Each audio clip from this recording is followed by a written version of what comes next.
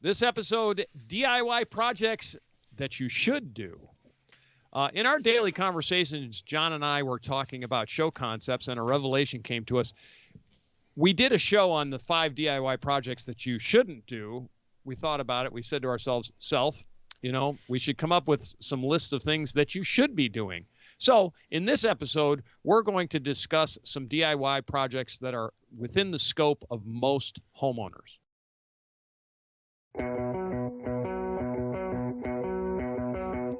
Welcome to the Handyman Pros Radio Show, home improvement and maintenance tips from the pros.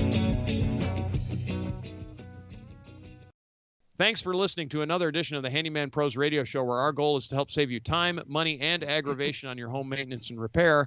This edition's entitled DIY Projects That You Should Do.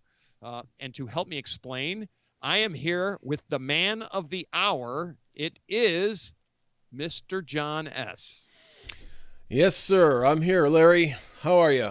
Unbelievable. That covers it all the way around. Well, this past week, I did a flooring project. Remember, we don't do flooring. One of our favorite things to do, right? Yes. I got to thinking about it. Now, we did a show about, for like, the very beginner, the beginners of why they listen to the show, right? They want to learn more about their, how to do these projects and things. But then right. we had that show about there's some things that you might want to stay away from, even as, maybe even some experienced DIYers, Right. But when I was doing the flooring project, it kind of prompted me. I was like, this is really easy to do. It is. Which you've done a lot of them. Yes. And I thought, well, since we did stay away from some of these things, here's some projects that, don't be afraid of, because you really can't hurt anything, to start off with. So, that kind of prompted me to say, let's talk about a little bit of some of the things that you should be doing. That you should be doing. Yeah. And just to give a little more perspective on it, part of our paradigm, or part of our qualifications for this job, is that you don't really need any specialized tools either. You might need one or two, but you really don't need. It's not like you've got to go out and buy a tile saw or anything like that. You might have one, but there's other ways around that. So there's just some little tips and tricks that put it within the scope of most homeowners, right? I mean, John, yeah. That was kind of the idea here, because there's just some things that are just really simple. So we sort of wanted to start off. I thought we were going to really start off with the things that are I'm going to say they're maintenance items that, folks, it's not that you should be doing them, just do them. They're really, really, really simple. In fact, some of them don't require any tools at all. And so we're kind of calling it table stakes, right, John? So if you're going to do anything in the DIY world, these are things you should be doing. So my big one is, and I get paid to do these, and I'll take your money, but it's kind of silly for me to be changing your HVAC filters out, because it's out. And that's a good way to start it, because the reason that we're going to mention a few of these things, folks, is that because Larry and both of us, we go out and we do these things for people, right? And they should be doing them themselves. I mean, in our opinion, it's pretty easy to do. So the HVAC filters, you don't even need tools most of the time. Like, it's just a cap. You take the cap off, pull it out, put a new one in. You're good to go. Exactly. Hardest part is knowing where it is, actually, I think. Yeah. Right. And keep a schedule. I got mine on my phone. Yep. I got a reminder set. Hey, it's been 3 months or whatever. Check your HVAC filters. Check your HVAC filters. Just swap those bad boys out. Other ones, like some of my favorites, are loose electrical outlets, right? So over time, electrical outlets come loose. Well, folks, it's 2 screws usually, and you just tighten them up. I mean, it's just not. I mean, I'll do it. Like I said, I'll take your money, but just don't. You can do that sort of thing yourself. Light bulbs. I mean, Johnny, I've changed. People have paid me to change light bulbs, and not one or twice. And I get it if you don't. I'm not talking about high light bulbs on a hugely tall ladder or anything like that. I'm just talking about regular light bulbs. It's like, okay. Yeah. again, I'll take your money, but don't need to. Same thing. Shower heads is another one of our, kind of our favorites, right? Because how hard is it, Johnny? Explain how to change a shower head.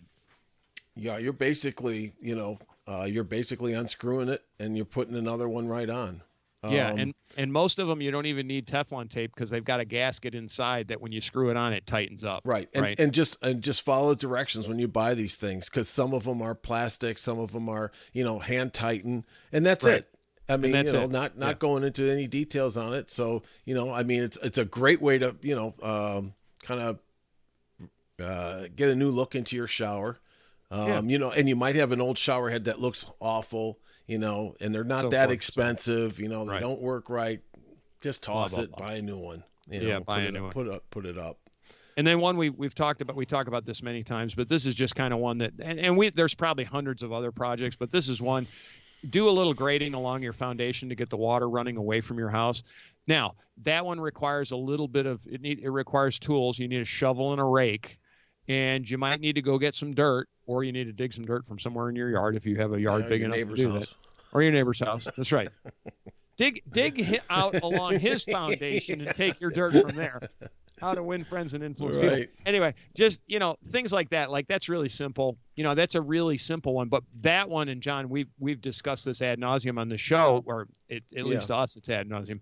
But that has a real effect on your foundation, and it's really, really important to do that one. So it's just it's just labor. And if you don't want to do it, that's fine. But it's just moving dirt is really all Right. it is. It's really simple. And it's one of those things where here's a good time. It's fall right now. It's fall right now. Yep. And it's a good time to look at this because a lot of places right now, you folks up north, you're going to start getting snow. It's going to be a mess. You need to keep all that away from your foundation, or you're going to have trouble. I just went to a house that. All the water intrusion into the house, and it was just a mess on the hardwood floor as it buckled up. And it's a very nice house. And while that was it from was intrusion outside. That was from water coming up against the foundation. Yes. You think? Yes, Wow. and it was a gutter. It was a gutter that was leaking. Yep. They got to get a gutter guy, but it drilled it just made a big dip right up against their foundation where two pieces meet Yep. at a 90-degree. And if they would slope it away, even if that gutter was dripping, it would have been. But all the water was going right back towards the house. Towards the house. Yep. So it was a mess. But back to the topic here is that it's easy to do, and something you should look at, and especially before the weather gets bad. Now's a good time to and it always seems to, no matter how many times you do it, it seems like something happens where you got to do it again.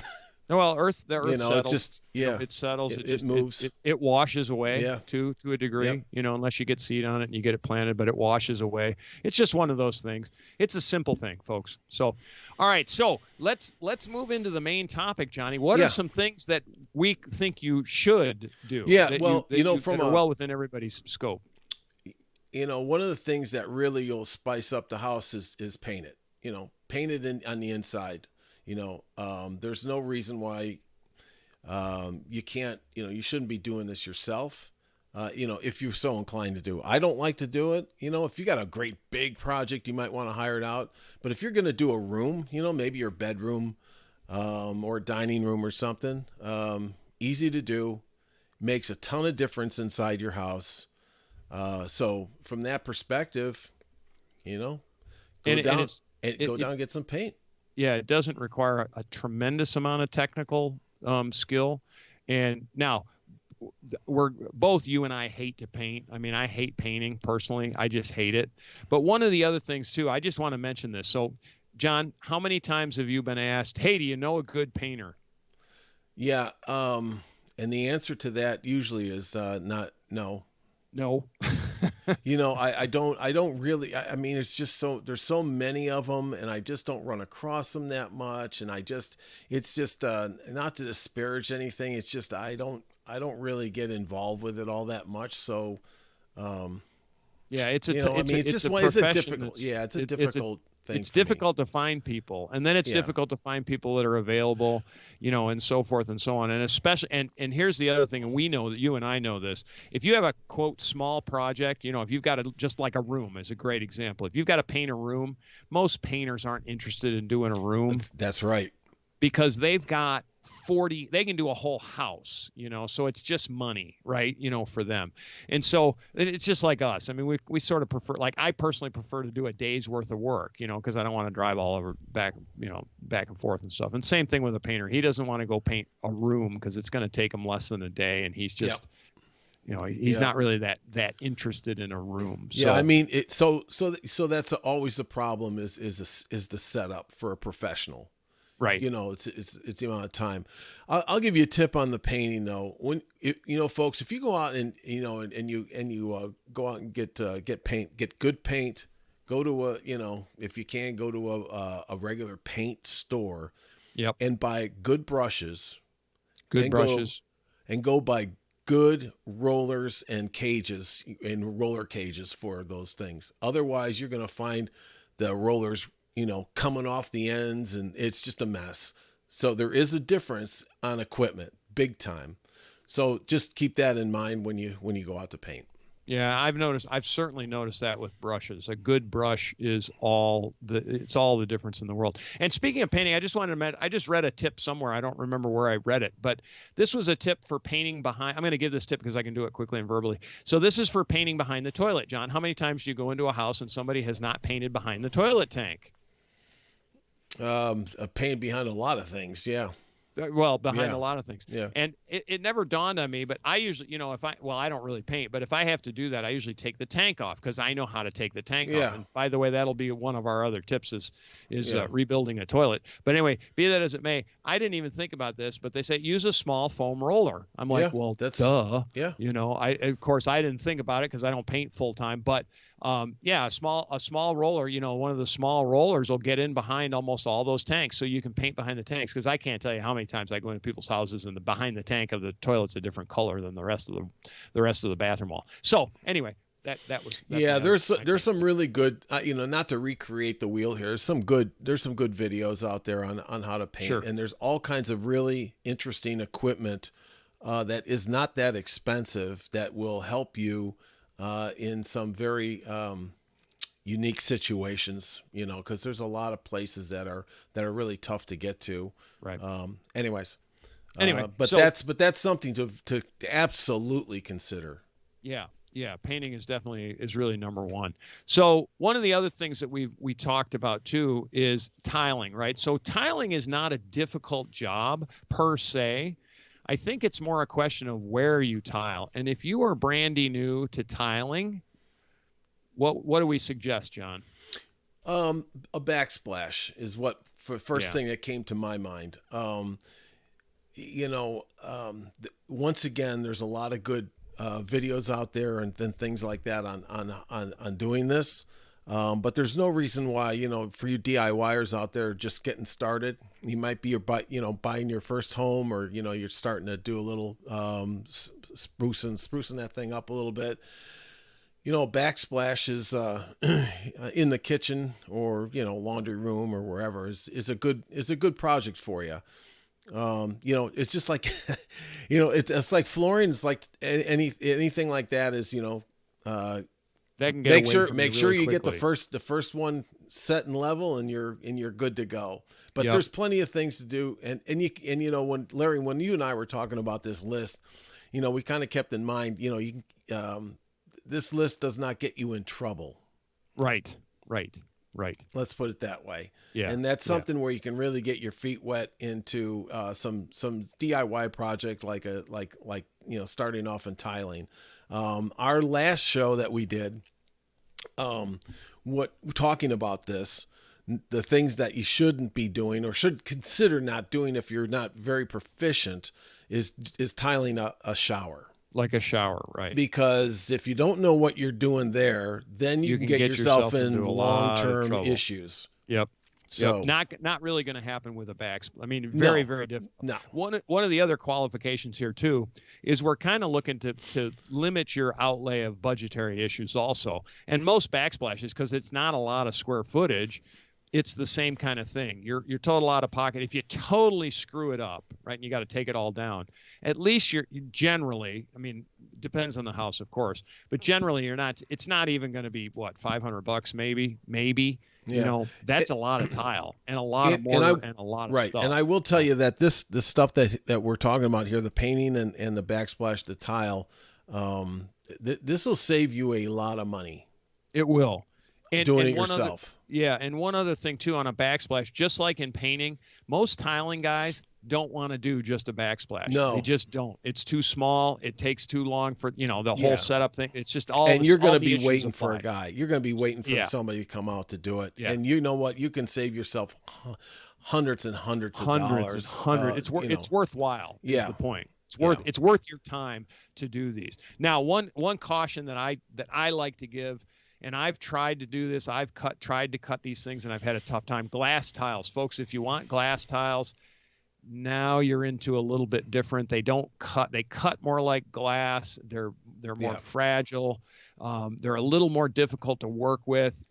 If you don't know how to work with glass in general, don't do glass tiles yourself. That one's one I'd say. But any kind of ceramic tile or terrazzo tile or anything like that you're going to do as a backsplash, you should be fine with that Yeah. because it's a long story. But glass is a different Yeah, animal. that's a different. There's a couple of things. Yeah, not going into a bunch of stuff, Right. but I'm sitting here holding one of these. That's a permanent marker. Yes. You use something like this on a glass tile, be in a backsplash where you're marking where you're going to put things, and after a while, this will transition right through the glass. Yep. Yep. So you got to be just there's all kinds of little things, but with what you just said with the ceramic tile or the terrazzo or you should be fine. A stone base. We'll call it stone right. base. Yeah. Right. Exactly. Base. Exactly. You should be fine. You shouldn't have any issues. So, Johnny, what else is on our list? Your favorite, the toilet rebuild. This is something. This is something that we all experience. With these toilets, they're always leaking, and we talk about this a lot on the show. Is now here's something that can really save you a lot of money. It can. And I mean it all around a lot of money. If not only from a let's say you've got a toilet that's leaking, into the bowl, and then you've got a big water bill. I actually experienced that. I've talked about it on the show before. It's, I didn't even see it leaking, Right. I mean, it's the weirdest thing, right? But the other thing is that if you have a plumber come out and rebuild your toilet, you are going to pay a lot of money. A lot. A total rebuild kit on a toilet. And once again, this is something where you can actually go and, watch a YouTube video or something and get the gist of this thing and be able to do it proficiently. But those rebuild kits are what, Larry, $25, $30? Yeah. Yeah. And the only caveat that I'm going to say on this one, because I ran into this actually at a client's house and I kind of forgot about it, but if you have a Kohler toilet or you have one of the, I guess I call them the center column toilets where it lifts up the sleeve, you need to be, you'll understand, we're talking $25 gets you a flapper type toilet, either a 2 or a 3-inch actual flapper, the old style with the flapper on it. But if you have particularly a Kohler toilet, so Kohler has about, I don't know, 4 or 5 different mechanisms inside. And it's a little frustrating if you don't know what to look for. In the back of the tank, there's actually a number. It's printed on the tank. On the porcelain, yep. On the porcelain, and you need that number when you go to buy parts for it. And I don't care if you're just buying a gasket, you need that number. Yeah, yep. Because that's good advice. Yeah, but it is very, very doable. It's very doable. Yes. even if you have one of those double, I worked on a Kohler one with the double flush ones. The double flush ones. I mean, those cans and stuff that you can put in there, they come right off. There's no, it looks like it's black magic in there. It's nothing. It's a quarter turn. The whole thing comes off. Yep. You can actually buy just a gasket for underneath that thing. It takes you, I'm telling you folks, it takes you more than 45 seconds to change that gasket out and it'll stop leaking. It takes you way longer to get the part. By the time right to figure out which one you need. But that is something that you need to consider is to fix your own toilets, because I've heard huge numbers from plumbers to replace a $30 part.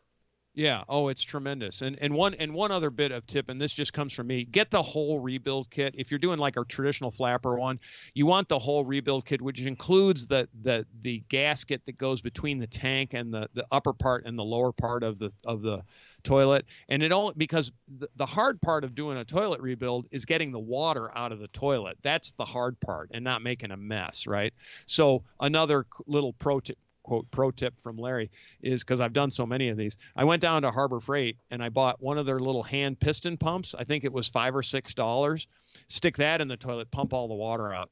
Works great, and then you can pump anything else you want with it sometime in the future. So Yeah, my wife saw that. My wife saw that. Now there's one on the boat.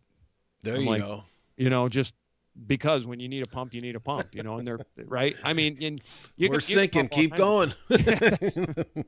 That little thing. So, but that is, I think that's a good one to consider. My neighbor had a plumber come in and charged him a lot of money to do it. Well, their show up fee is usually, depending on where you live, is going to be $100 plus. I mean, just for the guy to show up, just to show up. And I think that's usually a 2-hour minimum. And, it's just, forget it. I will say one other thing when talking about toilets too. If you want to put a new toilet in too, that's another thing that I think you should do, because it's really not that difficult. The biggest issue in replacing a new toilet itself is actually the weight of the toilet. So if you're not physically capable of moving the toilet in, you might want to pass. But actually doing the actual install itself, as long as you can lift the toilet up. Again, the pro tip that I give is use a synthetic toilet seal. Don't use a true wax ring. Yeah. Use a synthetic one. There's several great brands out there. Corky makes one. I use the green ones. I forget what they're called, but anyway, the green round ones, they work really well. The Corky ones work well. Even there's other brands too. Fluid Master's got one. Everybody's got one. Use a synthetic one, because then if you need to reset it, you can reset it. If you use a wax ring, it's a once and done. And folks, it's time we moved out of the 1890s. Excuse me. I was going to say the 1900s. It's from the 1890s. So, wax rings go back that far. Yes, they work great. I know that all the professional plumbers are going to tell me you don't know what you're talking about and this and that, but well, from a DIYer perspective, you'll get a couple of shots at setting the toilet. Right. With a wax ring, you get one shot. One shot. That's it. So anyways, Larry, what's the next one here? Johnny, you put some LVP in this week. Now this is floating LVP, right? This is click lock LVP, and we sort of think that for small jobs, right? If you're doing a small job, like John, what did you do? You did a laundry room. Was that right? I did a laundry room. Yeah. How big was it? Just square foot? Let's say it was 10 by 10. 10 by 10. Yeah. And it took you how long? It took me about, I'd say 2.5 to 3 hours by the time it was all done. Clean up and trim, put back down, and the washing machines and move back in. Yeah. Yeah. So, certainly a good Saturday type project for a small area. Now, I will say this: if you're going to do a whole house, you might want to have it done just because there's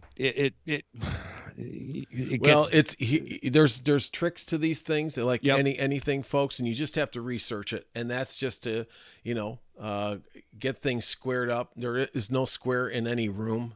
Right. So you got to account for that. There's that. And just get the lines running straight to where you want them, and then you're off to the races. Yep. And you'll see that. But I will tell you that it's something that you should be doing, because, even if you screw up a couple pieces of this stuff, I mean, it's not all that expensive, and you just cut it another piece. Yeah, you take it out, and it just falls and clicks together. There's a few things. We're not going to go through it all here, but you can, we will at some other time. But it is a project. Once again, you should consider. It'll save you. Sure. It'll save you a lot of money. To do it yourself. Same thing. A professional guy's really not going to want to do it.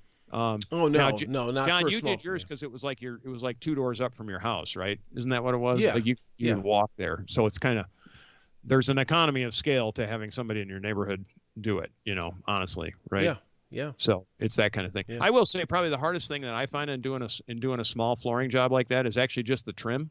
And really we've talked about this before, but if you have one of those trim cutters, or you can get one of those Used trim it. cutters. Yeah. I pulled that thing out, and the guy's like, "What the hell is that thing?" I said, "I'll show you right now." And click, click, click, and Yep. caulked and done.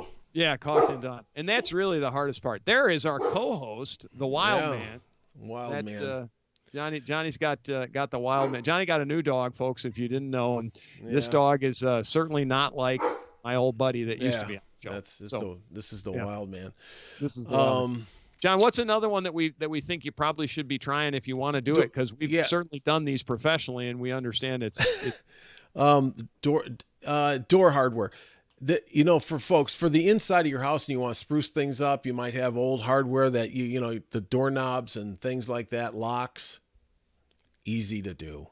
easy to do. We will say this. So John and I did a job together. This was on we were doing a kind of a spruce up on a remodel, and I think there were like 17 doors or something in that house, John. That would be 18. It was 18. Now, folks, who's counting? honestly, if you want to do 18, you better set aside about a whole day, and you better have a screw gun, and you better set aside a whole day, because holy smokes, it just takes forever. But that's like most of these jobs, again, it's just labor, it's just work. It's not difficult, it's just time consuming. And but I will add to that, besides your door, your doorknobs and your locks and stuff, also cabinet hardware. If you want to change out your cabinet That's hardware, another one. Yeah, that kind of stuff. Do it yourself. you can do that yourself. I mean, just get a good measurement on the spacing of the holes, and most of the time they're relatively standard, and it's a couple of screws, out it goes, in it goes, it's done. The biggest thing is it just takes time. Yeah. It just takes forever. Yeah. I mean, it seems like, at least it seems like it. Well, when you're doing 18 of them, if you're doing a couple of them, you're good. You're good. Exactly. And there's really not even, if you're replacing, there's not even a whole lot of like massaging that you need to do to get it right. Now, if you've got a door frame that's sunken and things, we need to do we actually should shoot a video, John, on how to actually set a door when it's moved, or something's moved and it's not locking right. But if you run into those problems, it's a little bit different. But in general, if you're just swapping stuff out, it should be easy peasy, easy peasy. So what else do we have, John, past that? Well, and then we've got blinds.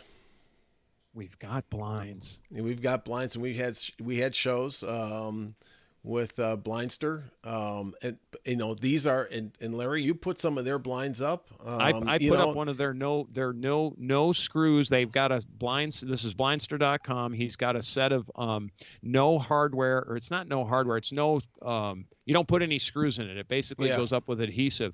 Really nice stuff. I was really impressed. Really impressed with how simple it was and how effective it was. So you don't even need, worst case scenario, if you go down and you go to Walmart, you go to Home Depot or Lowe's or whatever, and you buy blinds, you need a screw gun, and all you need is some patience, and it just takes time. It's not difficult. It just takes time. And it will save you a lot of money. Because there are, you can flip through, the internet and look for all these companies out there that do specifically what they do is they do blinds. Right. And when they quote you, you better be sitting down. Yeah. And understand, if we're talking about the faux plantation blinds, the 2-inch wooden slats, I think I remember that in our Blindster interview, I think he said there's only 3 companies that make those in the world. So you're getting one of the 3 companies. What it is. But so there's a few things that you might want to look at, but generally just, some blinds and things, once again, for you guys, you folks out there just starting in, that you might be getting your first house or things like that, or you might just want to spruce out a room, spruce up a room a little bit, hey, I hope this list that we brought you here today kind of gives you a good feeling for, you should be doing these things. Yeah, certainly consider them. Yeah, certainly consider them, because they're easy. They're all easy jobs. They really don't require any specialized tools. You might need a tile cutter if you're going to do a backsplash, but a tile cutter is about $15. And if you want to get really high on the hog, you go buy yourself a diamond blade for a 4-inch cutter, for a 4-inch grinder. and you got to be really high on the hog to need that. I only have one because I Or have you a can go 4-inch rent. grinder. You can go rent some things too. And you can rent some things as well. Yeah. So you just, and the rest of this, you really don't need anything other than just probably what you have at the house, So it's just that kind of thing. Johnny, we're gonna do this as a series, aren't we? Well, yeah, I think we do want, maybe a couple more, and these are kind of probably goes along with some of the tips that we have, but as I think the next one might be a little bit more, for you folks out there that are like, well, this is, pretty got all that stuff done. Yeah, got all that stuff done. Right? That's really easy. I've done all this, We'll talk about some, some other projects that, you're kind of as you progress up the ladder, the next phase of your learning experience, and you're getting comfortable with these things. Any examples? Well, how about changing out faucets? Right. Some of you folks, you don't want leaks, and this is where Larry and I were talking about. On this list here, where you're not really going to get yourself into any trouble. But when you're talking about things like the faucets, for example, I just mentioned, you might be considering things like hey, is it going to leak? What's going to happen? So we'll talk about that next time. Those kind of projects. So, Johnny, the last time they abducted you on the spaceship, were they doing any DIY projects on the spaceship? Were they changing? I'm changing my hardware. I had to stop where I was going with that one, John. I'm just saying. Well, it is 2022, Larry. So. All right. All right, folks. Well, anyway, with that, if you enjoy the Handyman Pros radio show, please tell your friends and neighbors, send them a link. We're trying to grow our listenership. We hope we're giving you good information. With that, if you have any questions, comments, or concerns, send us an email. Questions. And also give us some good reviews, 5-star reviews on our podcast. That'd be great. Yeah, that'd be fantastic. But send us an email, questions@handymanprosradioshow.com or handymanprosradioshow@gmail.com. Either way, both are good. We do have a website. It's handymanprosradioshow.com. You can sign up for our free newsletter. We'll send you up, inside maintenance and stuff like that. Just some stuff coming up, what we've got going on. We do have a Facebook group that's at Handyman Pros. And so we do a lot on that as well. We want to thank you for listening. We'll see you next week on the Handyman Pros Radio Show.